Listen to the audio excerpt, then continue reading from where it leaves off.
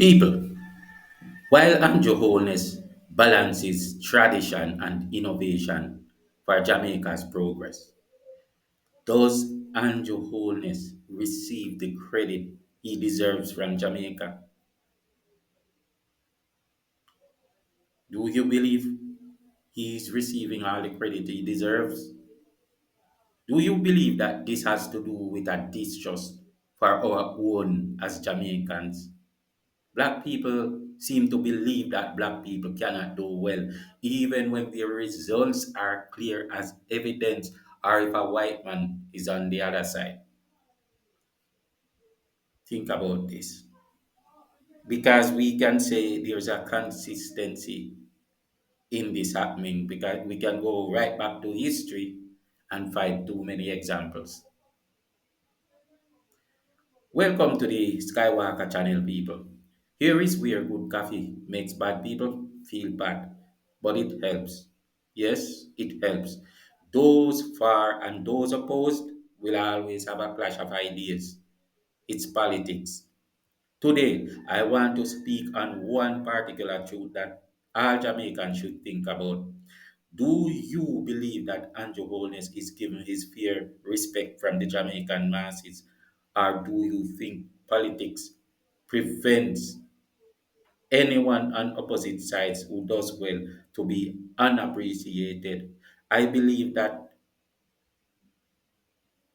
politics sometimes causes those that perform badly to be respected and those that do well to be lambasted and disrespected, at least in Jamaica's case. We know that happens in Jamaica too much, too often, especially when political parties choose propaganda over the facts.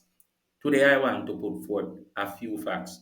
These are not debatable, I mean real provable facts about Andrew Holness' tenure, and you decide for yourself if he is being cheated out of his respect.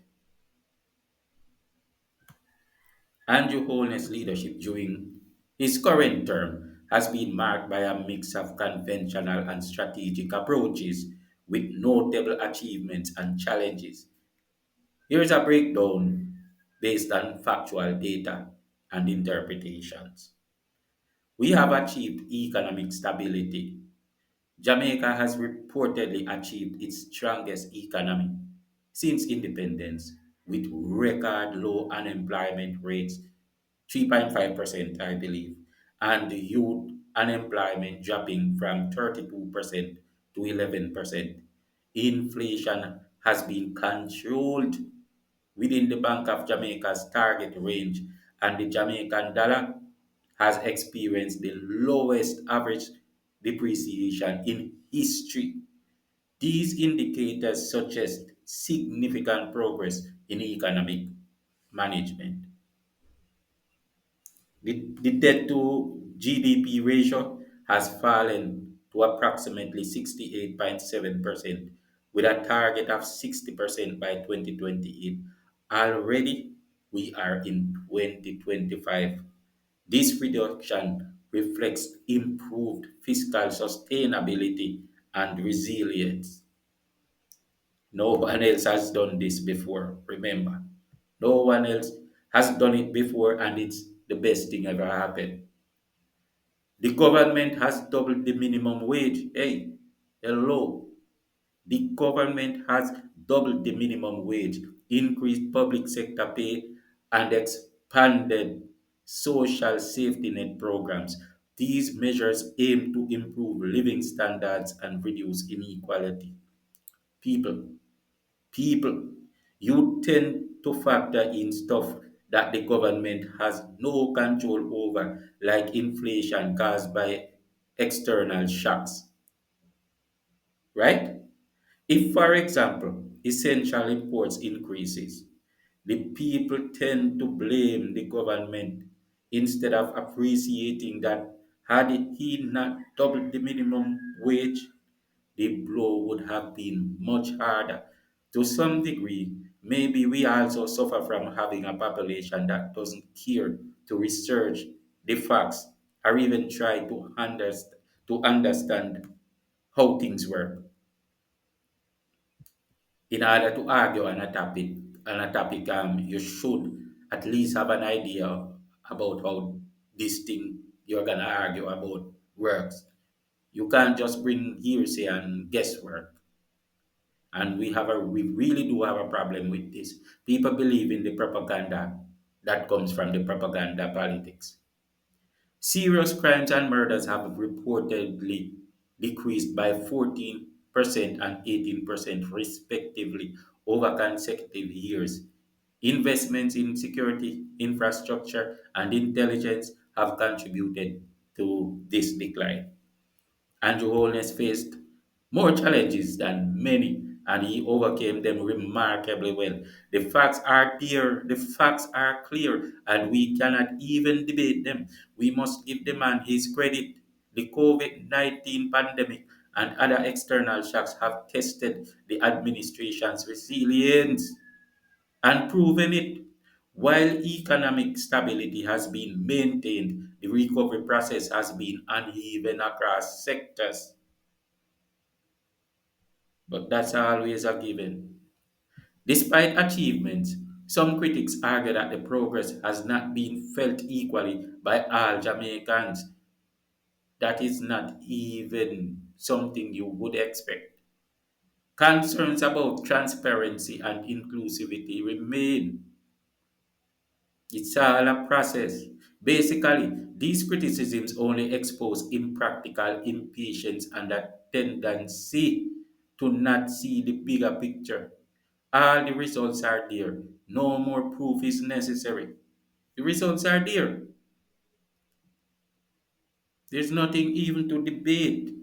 Wholeness administration has demonstrated a commitment to stability and growth, employing both conventional policies and strategic investments.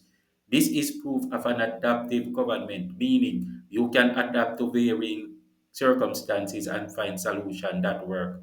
The reduction in unemployment and debt alongside controlled inflation indicates effective economic management. However, the extent to which these achievements translate into tangible benefits for the average Jamaican remains a point of debate. This is just exposing the impatience, the impractical impatience of the people. And they are being spurred to be like this because of propaganda warfare, which is not fair to the man who is working so hard. Politics often feels like a tug of war where progress gets overshadowed by rivalry. A system less tied to party politics could indeed foster unity. I wish world politics was more like that. Naturally, though, designing such a template would be a challenge. Now, let's dive into some of Andrew Holness's bold creative strategies that have stood out. Holness introduced Zuzu as a unique approach to tackling crime. These zones combined heavy security presence with community development initiatives like infrastructure upgrades and access to government services. It wasn't just about policing, but about rebuilding trust between communities and law enforcement. Observe this move with the public sector wage negotiations. In a bid to resolve wage disputes, Holness emphasized creative solutions during negotiations. He sought to balance national economic growth with personal economic growth for workers, fostering a more collaborative atmosphere. Mr. Holness leads a thinking government, and we do have the results to show for it. We must simply admit to this truth. Let's look at Mr. Holness' inclusive growth strategy. Holness outlined a six-pillar growth strategy focusing on human capital development, economic diversification, and improving the ease of doing business. This approach aimed to prepare Jamaicans for future opportunities while addressing current challenges. These strategies reflect a mix of pragmatism and innovation. Considering Jamaica's historical struggles, even incremental progress is significant.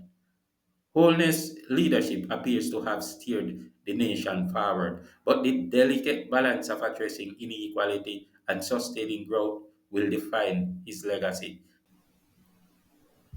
People, remember that this third term phase is where the progress begins to reach through to the individual to a significant degree. You don't plant corn and reap it as soon as it sprouts. That's how the universe works. Impatience is no solution.